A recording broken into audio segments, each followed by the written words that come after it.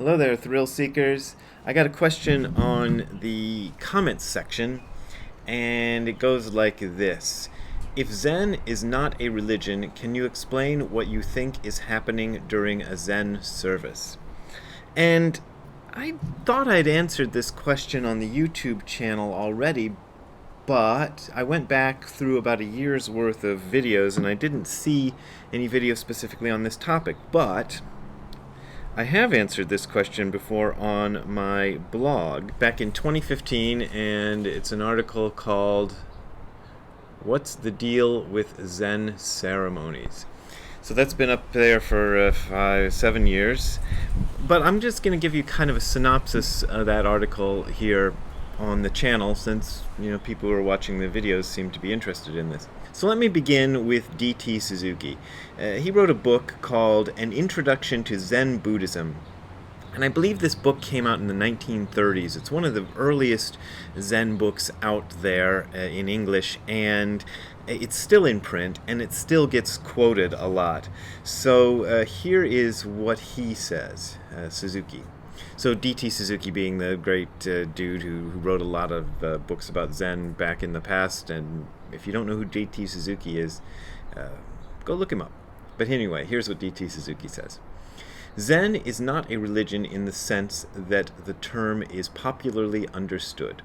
For Zen has no god to worship, no ceremonial rites to observe, no future abode to which the dead are destined, and last of all, Zen has no soul whose welfare is to be looked after by somebody else, and whose immortality is a matter of intense concern with some people. Zen is free from all these dogmatic and religious, in quotes, encumbrances. Now, Suzuki is a real authority, but what he is saying here could easily be criticized. You could even call it disingenuous. He was writing for an audience who, at the time, didn't know anything about Zen, really. The most vast majority of English-speaking people had no idea what it was.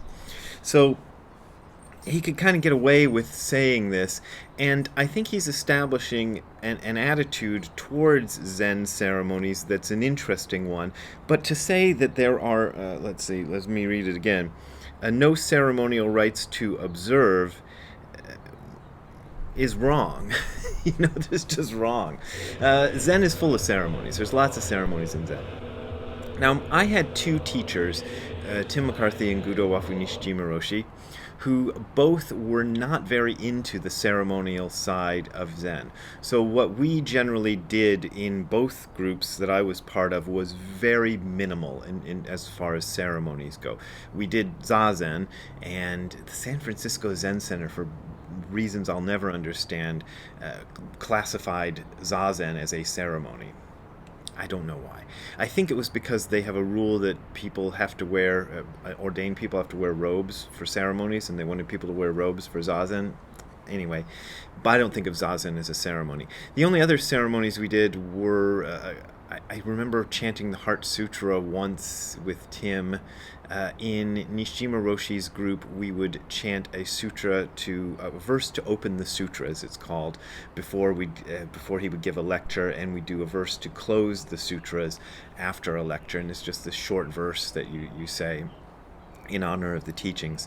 That's pretty much it for ceremonies. Now, when I went to Tassajara for the first time, which is after I'd already been ordained and got Dharma transmission and everything else, moved back to the United States. I've been doing Zazen or Zen practice for decades by then, and I went to Tassajara, which is a Zen monastery up in Northern California, and there they do a full-on Zen service every morning that takes about 20 minutes or so, and there's a lot of chanting, there's a lot of bowing, there's offering of incense, there's bowing in front of a statue. I mentioned yesterday in the video about the ceremonial offering of food to the Buddha. They do that before meals there. So there's a whole bunch of ceremonies. So what do those mean if they're not religious? Well, let me see if I can answer from what I said back in 2015. So a lot of people are really surprised if they've read D.T. Suzuki's books, or even my books, I suppose. I'm not quite as strong on this as Suzuki Roshi, or he wasn't a Roshi, was he? Anyway, I'm not so strong as D.T. Suzuki was about this, but I don't mention the ceremonies a whole lot in my books. So people will go and expect it to have nothing of that sort, and then they find all these religious ceremonies. So that can get people kind of concerned and thinking, whoa, what is this, like a bait and switch or something? Initially, when I started seeing and participating in these ceremonies at Tassajara, my feeling was they had a kind of social bonding function. They kept everybody kind of feeling like they're on the same page, doing the same thing, being together and working together. And I do feel that is probably their main purpose. But one thing that is absent from the Zen ceremonies I've been involved in is a matter of belief. So you don't have to believe that Buddha eats the foods in another dimension, or magically, or whatever that you offer to him. You don't have to believe that you're worshiping this statue. I'm doing this. This is the move you make when you bow to the statue. You don't have to believe in any of that. The ceremonies have their own sort of effect whether you believe them or not, and there's no idea that this is leading you towards a belief system. The chanting ceremonies probably originated with the Buddha's earliest monks. After Buddha died, the story goes, and you can take this with a grain of salt, but that Ananda, his chief attendant, had memorized everything that the Buddha said, and that he spoke it out loud to the monks, and that the monks memorized this, and they took sections of the things that Ananda, Buddha's attendant, had remembered that Buddha said, and memorized them in groups, and then in order to fix them in their mind, they would chant them. They would just repeat them, every day in a group setting, and do that. And so the chanting that we do in services in Zen is sort of in honor of that early tradition. When I first got to Tassajara and I did these services, I was, willing to go along with, what I'd signed up for, but I found them really annoying initially, and I didn't like doing them, and I thought, this is a big waste of time, and we don't really need this, and my teachers never did this, so why are we doing this, and etc., etc. So I was a bit grumbly and grumpy while doing these ceremonies.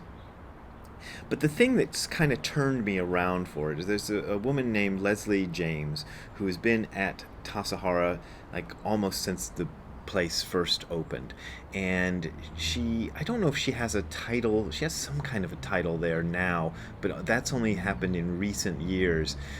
Before then, she was just sort of this person who was always there, but people kind of looked to her as the de facto leader of the place.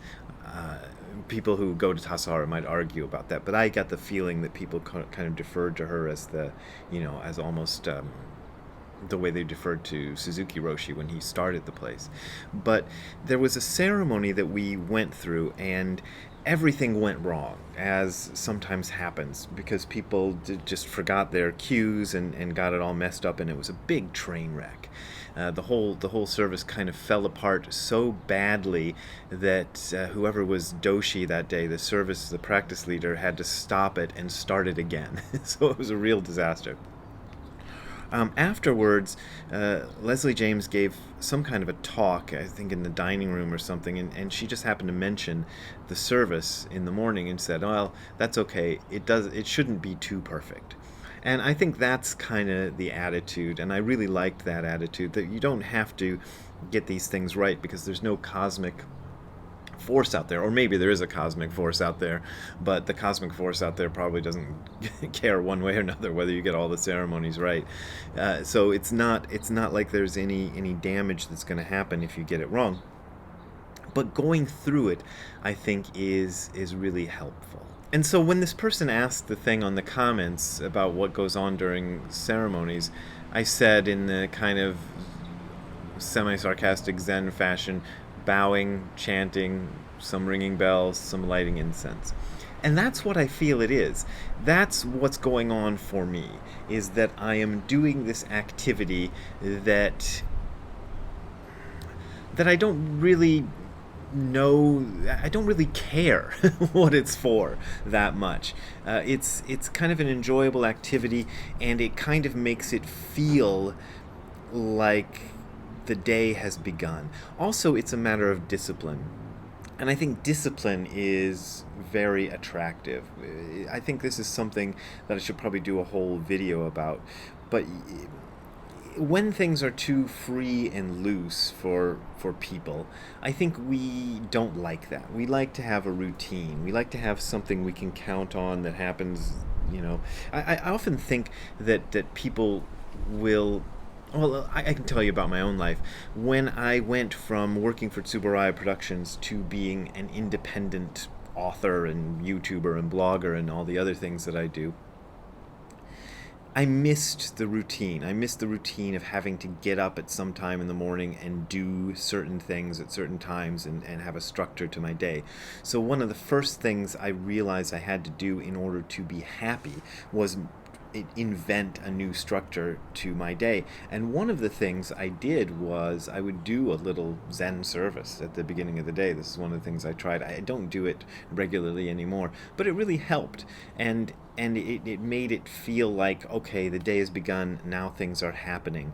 And I think we desire those. We fight against it, I think, a lot, and we think, oh, I'd rather be on vacation all the time and not have anything to do. But my experience of having a no set schedule and no particular thing I have to do every day is that the only way I could be happy was to reintroduce all of that and not have it come from an outside, a boss or somebody. I had to bring it in myself and follow it. And I think those are very useful. I also think that chanting is a good way to kind of bring those sutras to life. It can deaden them, okay? You can just repeat them by rote and not care and just make the mouth movements, and that's a problem. But if you actually pay attention to the words as you're saying them, saying some of these great poems that were written by the Zen ancestors can really, really be a useful way to find deeper meaning in them as you chant them over and over. And doing it with a group gives you a good excuse to do that. I'll attest to this now because I said I used to do that routine in the morning and I don't do it. It's harder to do it if you're just trying to do it on your own. In any case, I think it's important to approach these ceremonial aspects of Zen with a bit of a skeptical attitude. At least that's been important for me. I don't attach any belief to them. I don't attach any feeling that I must get them right or maybe God will punish me or something like that. I just do them when they're required, and I think they're a kind of a beautiful thing to do. But I don't worry too much about what it's for, which this is the thing everybody wants to know. What's it for? Why do we do this? Well, why do we do anything? You just do the things you do.